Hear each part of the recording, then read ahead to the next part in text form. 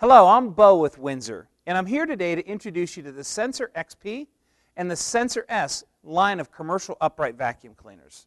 The Sensor XP is available in 12, 15, and 18-inch widths. The Sensor S is available in 12 and 15-inch widths. We're going to start by taking a look at some of the features that are common to both vacuums, and then we'll take a look at some of the differences. So let's get started. The Sensor S and XP are ideal for applications such as hospitality, healthcare, education, for cleaning office buildings, casinos, and cruise ships. Both sensor models come with an onboard crevice tool and an onboard upholstery tool that can be used with your detail wand. The hose from the detail wand can be removed by simply depressing this button and sliding the hose out. You can remove the other end by simply depressing this gray button, and this allows you now to remove any clogs that might occur in this hose by simply running a broom handle through it to push out the clogs. On the base of the sensor vacuums, you'll find a little orange mousetrap door. This door opens up so that you can clean out any clogs that may occur in the vacuum. This is where the airflow goes back and makes a turn and goes north out of the base of the unit into the body. So, to clean out clogs, simply reach in, pull out the clog, and the vacuum will be ready to operate. One of the most important things with any vacuum is that your brush is in good working condition. To keep the brush in good working condition, check it regularly. One of the ways you can do that is by taking a credit card or a license and simply running it across the faceplate. As you run the license or your credit card across the faceplate, as long as it hits the bristles in the brush is in good shape. If you run your license or your credit card across the brush and it does not hit the bristles, it's time for a new brush. On the sensor series of vacuums, it's very easy to change that brush by simply finding this button on the base and depressing it. When you depress this button, this bearing block pops up. You can then remove it, give the brush a slight twist, and it removes with no tools. It's important that you do this every week or every other week just to remove the debris and the hair that will accumulate on this brush.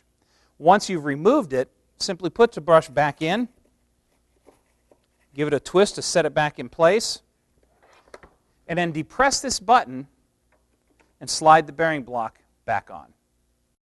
On the back of the sensor vacuums, at the neck, you'll find a little orange switch. Now that switch, when it's on the right-hand side of the neck, in this position, allows the vacuum to lay flat to floor for flat to floor cleaning under beds and tables and chairs. When switched over to the left side of the neck, that feature stops the neck at this angle and allows you to use it to jump thresholds as you move between buildings or throughout buildings. Which mode is right for you, you'll be able to decide, but just know that this little orange switch allows you to do flat-to-floor cleaning and jumping of thresholds for transport between buildings. On the base of the Sensor S, you'll find two indicator lights, bag full or clog, and check brush. The bag full or clog light will come on when there's a reduction in airflow moving through the system. A reduction in airflow simply means that there is a clog or the bag is legitimately full. This light will come on for about 45 seconds to 1 minute, and then the vacuum will actually shut down completely. When that happens, simply clear the clog, replace the bag, turn the vacuum back on, and you're ready to go. Another item you'll find on the base of the Sensor S model is the 4-position height adjustment dial. Just by turning this dial, it adjusts to 4 different heights. Keep in mind that the vacuum will not go into that brush position until you lower the body of the vacuum. Now, how do you adjust it? What's the right setting for your carpet? A quick and simple way is to adjust it to position 4, which is the highest setting. Turn the vacuum on, drop the body into a vacuuming position, and then adjust down from 4 to 3, 3 to 2, and 2 to 1 if necessary, until you hear the brush hit the carpet. Once the brush hits the carpet, your vacuum is properly adjusted. Another thing you'll find on the base of the Sensor S is this exhaust filter. This is where the air finally makes it out of the system after coming through the bag, across the motor, and then out. This filter needs to be replaced about every 6 months. Generally tell people, as a guideline, Christmas and July 4th. This filter cannot be washed and must be replaced since it's a paper filter. This is just filtering the carbon dust coming off the vacuum motor. On the base of the Sensor XP, you'll find 4 indicator lights. Down, up, check brush, and bag full or clog. One of the most unique features on the Sensor XP is that it adjusts height automatically with no user interaction. This is important as you move across floors that are uneven. You'll notice as you vacuum with the Sensor XP that the up and down lights will come on intermittently as the vacuum adjusts so that the brush is always in the right contact position with the floor. This allows for maximum efficiency when vacuuming. The check brush light comes on when something gets caught in the brush roll, for example, a cord or maybe a washcloth in a hotel room.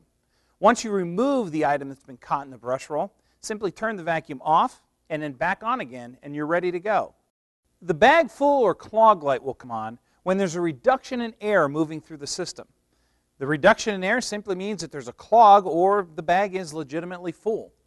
When that happens, the light will come on for about 45 seconds to 1 minute, and then the vacuum will shut off completely.